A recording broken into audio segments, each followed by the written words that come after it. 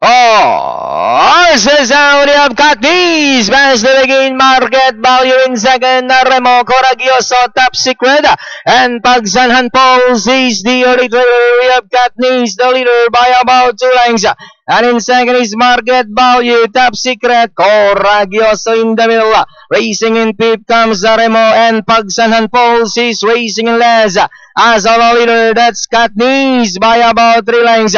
Top secret, Coragioso moving up, Remo the outside. Market value and Pagsanhan Pauls. And it's still Catis by about 3 lengths. Market value.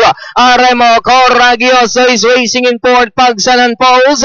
And top secret. And it's still Catis by about 3 lengths. Remo now trying to get closer in second. Market value in third. And followed over by Coragioso.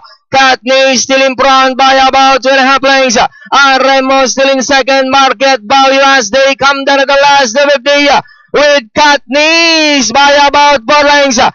Remo in second. Market value is running by Drella. Catis followed by Remo. But it's still Catis centering the finish line. It's all number 4. Catis. Second, Remo.